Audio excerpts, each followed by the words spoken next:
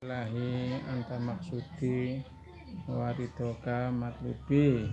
Cara mengurut bayi agar bayinya sehat, ya, ini caranya.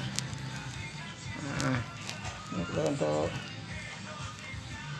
bayi batuk, sini yang diurut, likatnya ini diurut. Nah, pelan-pelan, penuh dengan perasaan supaya bayinya tidak mudah batuk, menghilangkan kata-kata tenggorokan di sini. Ini untuk leher biar enggak gilir. Caranya